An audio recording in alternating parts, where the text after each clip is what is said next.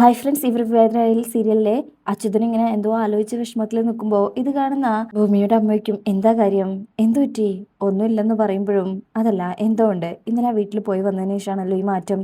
ഇന്നലെ രാത്രി പറയുന്നു നാട്ടിലേക്ക് പോവാന്ന്. എന്തെങ്കിലും ഉണ്ടെങ്കിൽ പറയണം, മനസ്സിലിട്ട് ഇങ്ങനെ തട്ടിക്കളിച്ചിട്ട് എന്താ കാര്യം. അച്ചേട്ടാ, എനിക്കറിയാം 22 വർഷം മുന്നുണ്ടായ ആദ്യമായത് മോളുടെ അച്ഛനും അമ്മയും വന്ന് അവളെ കൊണ്ടുപോകുന്നല്ലേ. നാളെ ഒരു കാലത്ത് കെട്ടിച്ചു വിടേണ്ട പെണ്ണാ. അപ്പൊ എങ്ങനെയുണ്ടാവും? അച്യുതൻ പറയും, കെട്ടിച്ചയക്കുന്നത് സന്തോഷല്ലേ, അപ്പോഴും അവൾ നമ്മുടെ മോള് തന്നെയാണല്ലോ. അംബികെ, നിനക്ക് ചിന്തിക്കാൻ പറ്റുമോ? ഒരു ദിവസം മോളുടെ അച്ഛനും അമ്മയും ഇവിടെ വന്ന് മോളെ ചോദിച്ചാ? അംബിക പറയും, അച്ചേട്ടാ ഇങ്ങനെ തലച്ചോറ് പൊട്ടുന്ന ചോദ്യം ചോദിക്കല്ലേ, വർത്താനം പറയല്ലേ. ഞാനതൊന്നും ഓർക്കാണ്ടിരിക്കുക, എന്നെ അതൊന്നും ഓർമ്മിപ്പിക്കണ്ട എന്ന് പറഞ്ഞ അംബിക അവിടുന്ന് പോകുമ്പോ അവിടെ ഭൂമി അകത്തുനിന്ന് പുറത്തേക്ക് വരിക കേട്ടോ. എന്താ ഓർമ്മിപ്പിക്കേണ്ടാത്തത് എന്ന് അച്യുതനോട് ചോദിക്കുമ്പോ അച്യുതൻ ഇപ്പോഴും ആ ഞെട്ടലിൽ നിന്ന് മാറിയില്ല. ഞാനും കൂടെ അറിയട്ടെ ആ രഹസ്യം. അച്യുതൻ ചോദിക്കും, എന്ത് രഹസ്യം? ഭൂമി അറിയും, ഇല്ലേ? ഇല്ലെങ്കിൽ ഇല്ല, അത്ര തന്നെ. അച്ഛാ, ഈയിടെ എനിക്ക് സീരിയസ് അസുഖമുണ്ട്. എന്റെ പെർമിഷൻ ഇല്ലാതെ സ്വപ്നങ്ങൾ കടന്നു വരിക. ഇടയ്ക്കിടയ്ക്ക് വരണമെങ്കിൽ കുഴപ്പമില്ല, ഇതിപ്പോ എന്നും ഒരു മര്യാദ ഇല്ലാണ്ട് വരികയാണേ. ഇന്ന് വെളുപ്പിനും കണ്ടോ എന്ന് അച്ഛൻ ചോദിക്കുമ്പോ ഭൂമി അറിയും, കണ്ടു. ഞാൻ പറഞ്ഞില്ലേ സത്യൻ സാറിന്റെ ഭാര്യയും മകളും അവരെ സ്വപ്നം കണ്ടത്. ആ അമ്മ കുഞ്ഞിന്റെ പിന്നാലെ ഓടുന്നോ, ആ വിളിക്കുന്നത് ആമി. ഇത് കേൾക്കുമ്പോ അച്യുതൻ ഒന്നുകൂടെ ഞെട്ടും. അത്രയും കണ്ടപ്പോ ഞാൻ എണീറ്റു. അവർ രണ്ടുപേരെയും കാണാതെ പോയതാ. സത്യൻ സാറിന്റെ കാര്യം കഷ്ടാണ്, ഓർമ്മയിൽ മുഴുവനും അവർ രണ്ടുപേരും. ആ അച്ഛാ, എനിക്കൊരു സ്ഥലം വരെ പോകാനുണ്ട്, ഞാൻ പോയിട്ട് വരാം എന്ന് പറഞ്ഞ് പോകാൻ തുടങ്ങുമ്പോ അച്യുതൻ ഭൂമിയോട് അവിടെ നിൽക്കാൻ പറയും. ഈ മാല മോളൊന്ന് ഊരിക്കേ. അപ്പോ ഭൂമിക്ക്, എന്തിനെ? ഇതുപോലെ ഒരെണ്ണം എന്റെ കൂട്ടുകാരന്റെ മകന്റെ മോൾക്ക് പണിയാനാണ്, അവനൊന്ന് കാണണം. അതേത് കൂട്ടുകാരൻ? അത് മോക്കറിയില്ല. ഭൂമി എന്ന് പറഞ്ഞ് അതഴിച്ച് അച്യുതന്റെ കയ്യിൽ വെച്ച് കൊടുക്കുക. അങ്ങനെ പോയിട്ട് വരാന്ന് പറഞ്ഞ് ഭൂമി അവിടുന്ന് പോവാട്ടോ. അച്യുതൻ ആ മാലയിൽ ഇങ്ങനെ നോക്കി നിൽക്കാണ്. അങ്ങനെ പിന്നെ കാണിക്കുന്നത് ഭൂമി ആ ലോണിനായിട്ട് ട്രസ്റ്റിൽ ചെന്നിരിക്കുകയാണല്ലോ. അവിടെ ചെന്ന് കഴിയുമ്പോൾ അവർ പറയും, ഞങ്ങളുടെ അന്വേഷണത്തില് ഭൂമി ഒരു പോലീസ് സ്റ്റേഷനോട് ചേർന്ന് ഒരു കോഫി ഹൗസ് നടത്തുന്നുണ്ടെന്നാ, അവിടെ നല്ല തിരക്കുണ്ടെന്നാണല്ലോ. അപ്പോൾ ഭൂമി പറയും, അതൊക്കെ ശരിയാ, പക്ഷേ അവിടുന്ന് കിട്ടുന്നത് തുച്ഛമായ ലാഭം മാത്രമാണ്, കൂടാതെ എനിക്ക് ലോണും ഉണ്ട്. എന്നാ അയാൾ പറയും, ഞങ്ങൾക്ക് കിട്ടിയ റിപ്പോർട്ട് അനുസരിച്ച് ഞങ്ങൾക്ക് ഈ പൈസ തരാൻ പറ്റില്ല എന്ന് പറഞ്ഞിട്ട് ആ പേപ്പേഴ്സ് എല്ലാം തിരികെ കൊടുക്കണേ. ഭൂമി ആകെ വിഷമത്തിലാവും. അതിനുശേഷം പിന്നീട് കാണിക്കുന്നത് മുത്തശ്ശിയാണേ. മുത്തശ്ശി നല്ല ദേഷ്യത്തിലിരിക്കണേ. അജയുടെ അമ്മയും അച്ഛനും വന്നേ ഭക്ഷണം കഴിക്കാനൊക്കെ വിളിക്കുന്നുണ്ടെങ്കിലും ആള് വേണ്ടെന്ന് പറഞ്ഞ് ദേഷ്യപ്പെടാണേ. അപ്പൊ മാധവൻ പറയും, അമ്മയ്ക്ക് ഇപ്പൊ അഞ്ജനയെ കുറിച്ചുള്ള ചിന്തയാണെന്ന് എനിക്കറിയാം. അഞ്ജന ഇന്നത്തെ കാലത്തെ കുട്ടിയല്ലേ, മദ്യപാനം അത് ഒരു പ്രശ്നമല്ല. ഡൽഹിയിലല്ലേ താമസിക്കുന്നത്, വല്ല ചീത്തകെട്ടിലും വീണ് കാണും. അപ്പോ മുത്തശ്ശി പറയും, ആണോ സംഗീതേ, നീ ഒരു 5000 രൂപ എടുത്ത് മാധവനും എടുത്തു. എന്റെ കയ്യിൽ ഉണ്ടമ്മേ. എന്തിനാ? നീ പോയി ആവശ്യമുള്ള മദ്യം വാങ്ങിച്ചുകൊണ്ടൊന്ന് കുടിക്കും. അയ്യോ അമ്മ, ഞാൻ മദ്യപിക്കില്ല. ഇല്ലെങ്കിലും അതിന് പ്രോത്സാഹിപ്പിക്കുന്ന നല്ല വാക്കുകളും കയ്യിലുണ്ടല്ലോ. സോറി അമ്മേ. സംഗീത പറയും, എല്ലാത്തിനും പരിഹാരമുണ്ട്, അമ്മ ഒന്ന് ഭക്ഷണം കഴിക്കുക. എന്ത് എന്ത് പരിഹാരം? അഞ്ജനയുടെ ക്യാരക്ടർ എങ്ങനെയാണെങ്കിൽ അജയുടെ തൊള്ളു കയറ്റാൻ എനിക്കൊരു താല്പര്യമില്ല. സംഗീത പറയും, ഭവാനിയും അഞ്ജനയും നമുക്ക് വിളിച്ച് സംസാരിക്കാം, അമ്മ ഒരു വാണിയും കൊടുത്ത് നിർത്ത്. അല്ലേ മാധവേട്ട? മാധവൻ പറയും, അതെ, വേണമെങ്കിൽ നിശ്ചയം നീട്ടി വെക്കാം. സംഗീതയെ അത് പറയും. അങ്ങനെ മുത്തശ്ശി അവരെ വിളിക്കാൻ പറയുമ്പോഴേക്കും അവിടുത്തെ സെർവന്റ് വന്നിട്ട് പറയും, അവർ രണ്ടുപേരും ഇവിടെ ഇല്ല, രണ്ടുപേരെയും മുറിയിൽ കാണുന്നില്ല.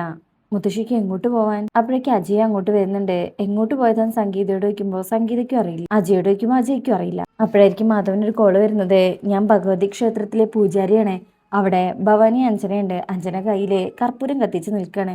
അങ്ങനെ ക്ഷേത്രത്തിലെ പൂജാരി മുത്തശ്ശിക്ക് കൊടുക്കാൻ പറയും. സ്പീക്കറിലിട്ട് കൊടുക്കും. മുത്തശ്ശി സംസാരിക്കുക. എന്താ കാര്യം?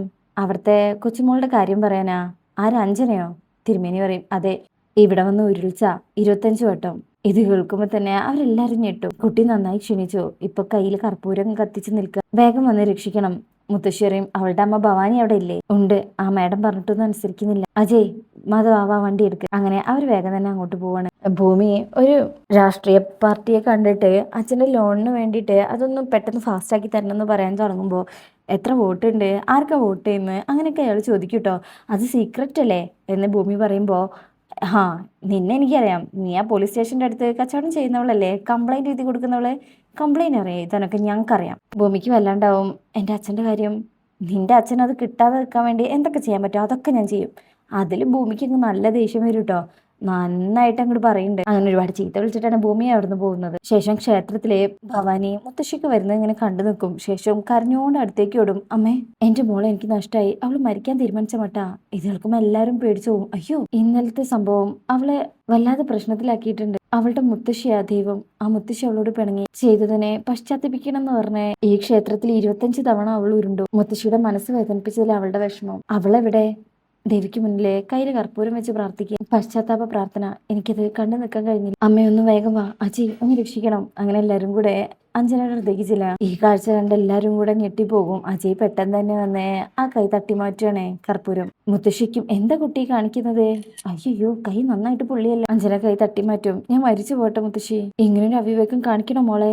മുത്തശ്ശി വേദനിപ്പിച്ചതിലുള്ള സങ്കടം മാറുന്നു. അച്ഛനില്ലാത്ത കുട്ടിയാ അത്രയേറെ സ്നേഹിച്ച മുത്തശ്ശിനെ വളർത്തിയത്. എന്താ മോൾ ഇന്നലെ ഉണ്ടായത്? അഞ്ജന പറയും. പൂജ തീരാറായപ്പോൾ എന്റെ ഫ്രണ്ട്സ് വന്നത്. അതിനിടയിൽ ഡിസ്റ്റർബൻസ് ആവാതിരിക്കാൻ അവര് റൂമിലിരുന്നു. അവരോട് മദ്യം കഴിക്കായിരുന്നു ഞാൻ അറിഞ്ഞില്ല. കോളയാണെന്ന് പറഞ്ഞ് അവരെനിക്ക് തന്നത് മദ്യമായിരുന്നു. പിന്നെ ഒന്നും എനിക്ക് ഓർമ്മയില്ല. ഞാൻ ഡൽഹിയിലായിരുന്നപ്പോ പോലും മദ്യം കഴിച്ചിട്ടില്ല. അത് കേൾക്കുമ്പോ മുത്തശ്ശിക്ക് മുഖം ഒരു പുച്ഛം വരെയാണ്. അഞ്ജന പറയും, മുത്തശ്ശി എന്റെ വൈകാട്ടി. അപ്പൊ അവർക്ക് എല്ലാവർക്കും ഒന്നുകൂടെ സോഫ്റ്റ് വരും. മുത്തശ്ശി പറയും, നോക്ക് മുത്തശ്ശി കാര്യം അറിയാണ്ടേ സംസാരിച്ചത്. പോട്ടെ, എല്ലാം കഴിഞ്ഞല്ലോ.